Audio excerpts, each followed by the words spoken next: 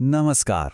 आज हम हिमालय की वादियों में छिपे एक ऐसे अनोखे रहस्य की बात करने वाले हैं जहां लोगों की आस्था और कानूनी दस्तावेज आपस में जुड़ जाते हैं। तो चलिए आज के इस एक्सप्लेनर में उत्तराखंड के एक बेहद शक्तिशाली देवता के इस अद्भुत दरबार को समझते हैं। अब जरा सोचिए, हिमालय के एक शांत पवित्र मंदिर में परंपरागत चढ़ावे जैसे फूल, नारियल या मिठाई की जगह हजारों हाथ से लिखी हुई कानूनी अर्जियां यानी कि प्रॉपर स्टैम्प पेपर्स लटके हुए हैं।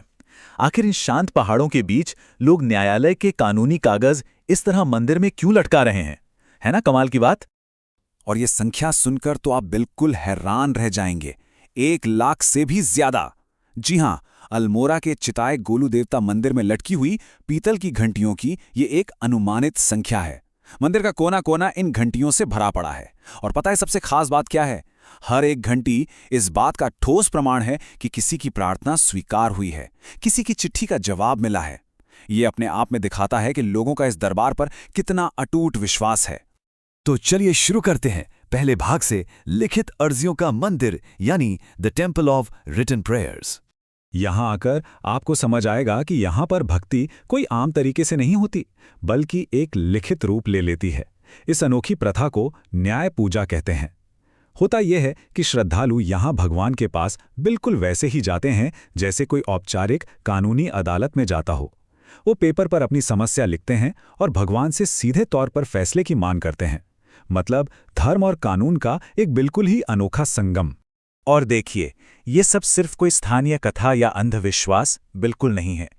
International journal for multidisciplinary research की इस स्टडी से ये पूरी तरह साफ होता है कि ये घटना दरअसल हमारी लोक संस्कृति, मनोविज्ञान और नैतिकता के डीप एकेडमिक एक्सप्लोरेशन का एक बहुत बड़ा हिस्सा बन चुकी है। बड़े बड़े विद्वान भी अब इस प्रणाली के पीछे की सच्चाई और सामाजिक असर को समझने में लगे हुए हैं। अब आते हैं दूसरे भाग पर, न्याय के देवता। अब यहां सबसे दिलचस्प बात इंसानी कानून और दिव्य न्याय के बीच का अंतर है। हम सब जानते हैं कि इंसानी अदालतों में न्याय मिलने में अक्सर महीनों सालों लग जाते हैं। उसमें खामियां होती हैं और कई बार तो वो पूरी तरह से झूठ के जाल पर टिकी होती हैं। लेकिन इसके बिल्कुल उलट गोलू देवता से मिलने वाला दिव्य न्याय तुरंत, सर्वज्ञानी और पूर्ण सत्या पर आधारित माना जाता है। यहां आप झूठ बोल ही नहीं सकते, क्योंकि ऊपर वाले से कुछ छिपा थोड़ी ना है। तो आखिर इन न्याय के देवता की शुरुआत कहां से हुई? चलिए चलते हैं तीसरे भाग पर, लकड़ी के घोड़े की कथा। ये कथा जुड़ी है राजा झलराय और उनकी रानी कलिंका से, जहां एक बहुत बड़ा छल हुआ था। असल में ईर्ष्या से भरी 7 दूसरी रानियों ने छल से एक पत्थर को उनके नवजात बच्चे की जगह रख दिया। फिर उस छोटे से बच्चे को 7 बक्सों में बंद करके नदी में फेंक दिया गया। पर किस्मत देखिए, एक मछुआरे ने उसे बचा लिया और कुछ सालों बाद वो चमत्कारी रूप से एक लकड़ी के घोड़े पर सवार होकर अपने राज्य में वापस लौटा। और इस पूरी पौराणिक कथा का सबसे पावरफुल मोमेंट तब आता है जब वो बच्चा उन रानियों का सामना करता है।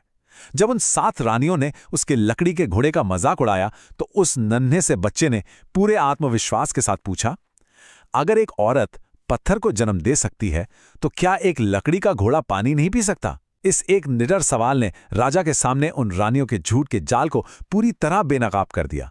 और बस वहीं से उनके न्याय के देवता बनने का सफर शुरू हुआ। अब यहां थोड़ा ध्यान दीजिएगा, क्योंकि इस कथा में एक बहुत गहरा प्रतीक छिपा है। ये 7 रानियां दरअसल सिंबॉलिकली मनुष्य की 7 नकारात्मक प्रवृत्तियों को दर्शाती हैं, जिन्हें हम वासनाएं कहते हैं, जैसे शराब, जुआ, चोरी, अहंकार, हिंसा, अवैध इच्छाएं, मांसाहार और व्यभिचार। अगर हम आज की दुनिया में भी देखें तो लगभग हर अन्याय और अपराध के पीछे आपको इन्हीं 7 बुराइयों में से कोई एक मूल कारण जरूर मिलेगा। और गोलू देवता ने इन्हीं बुराइयों पर विजय प्राप्त की थी। बढ़ते हैं चौथे भाग की तरफ, दिव्य याचिका दायर करना, यानी इस अदालत में केस फाइल कैसे होता है। तो इस कानूनी प्रक्रिया का प्रोसेस समझना बहुत जरूरी है, जो काफी स्टेप बाय स्टेप और सटीक है। पहला कदम है अपनी पूरी समस्या को पेपर पर एक अर्जी के रूप में लिखना। दूसरा, उस अर्जी को मंदिर में देवता के सामने चढ़ाना। तीसरा स्टेप है दिव्य न्याय का सब्र से इंतजार करना। और चौथा आखिरी कदम, जब न्याय मिल जाए तो धन्यवाद स्वरूप एक पीतल की घंटी चढ़ाने मंदिर वापस आना। ये एक ऐसी प्रक्रिया है जो एक इंसान की भावनात्मक पुकार को एक स्ट्रिक्ट दस्तावेजी प्रोसेस के साथ बेहतरीन ढंग से जोड़ती है। और ये अर्जियां किसी एक मामले तक सीमित नहीं होती। इनमें जमीन के विवाद हैं, लगाए गए झूठे आरोप हैं, अदालत में अटके हुए सालों पुराने मुकदमे हैं, और तो और यहाँ तक कि परीक्षा पास करने में मदद मांगने वाले छात्र भी यहाँ आते हैं। ये सारी चिट्ठियां बेहद निजी होती हैं, अक्सर निराशा या धोखे के दर्द में लिखी जाती हैं। और इसी वजह से इस मंदिर की दीवारें लोगों के लिए गहरा मनोवैज्ञानिक इलाज या यूं कहें कि एक साइकोलॉजिकल हीलिंग की जगह बन चुकी हैं। अब आते हैं 5वें भाग पर, जागर का अनुष्ठान। जब मामला और गहरा हो तो जागर प्रथा की शुरुआत होती है। इसमें 2 बहुत ही प्रमुख भूमिकाएं होती हैं। एक तरफ होते हैं जगारिया, जो ढोल और अपने खास गीतों के माध्यम से देवता का आह्वान करते हैं, और दूसरी तरफ होते हैं डंगरिया, जो मध्यम बनते हैं। ढोल की तेज गूंजती आवाज के बीच ये डंगरिया ध्यान की एक ऐसी गहरी अवस्था में चले जाते हैं जिसे हम ट्रांस कहते हैं, और तब देवता सीधे इनके भीतर आकर अपना फैसला सुनाते हैं। सोचिए, इस परंपरा में किसी इंसानी पुजारी की जरूरत ही नहीं होती, यहां देवता आकर सीधे बोलते हैं। तो आखिरकार हम आते हैं अपने 6वें और आखिरी भाग पर, ये परंपरा आज भी क्यों कायम है। देखिए, किसी भी परंपरा के जिंदा रहने का सबसे बड़ा कारण होते हैं उसके नतीजे, और यहाँ लोगों को सच में परिणाम दिखते हैं। स्थानीय लोगों के बीच एक बहुत आम मान्यता है कि यहाँ आपको ठीक 3 महीने, 3 हफ्ते और 3 दिन के अंदर देवता का न्याय मिल ही जाता है। अब जब लोगों को इस सटीक समय पर नतीजे मिलते हैं ना, तो ये उनकी इस विश्वास को और भी मजबूत कर देता है कि आखिरकार जीत सत्य की ही होती है और निर्दोष को हमेशा बचाया जाएगा। तो इस एक्सप्लेनर का अंत हम एक सोचने पे मजबूर कर देने वाले सवाल के साथ करेंगे। आज की इस दुनिया में जहां इंसानी अदालतों में भटकती फाइलें हैं, देरी है और पूरा सिस्टम खामियों से भरा है, क्या वहां पूर्ण, सटीक और भ्रष्टाचार मुक्त न्याय की ये गहरी आस दरअसल हम सबके भीतर छुपी एक यूनिवर्सल डिजायर नहीं है? गोलू देवता के मंदिर में लटकती और हवा में बचती ये हजारों घंटियां शायद इसी अटूट विश्वास की सबसे बड़ी गवाह हैं कि इंसाफ कभी नहीं मरता।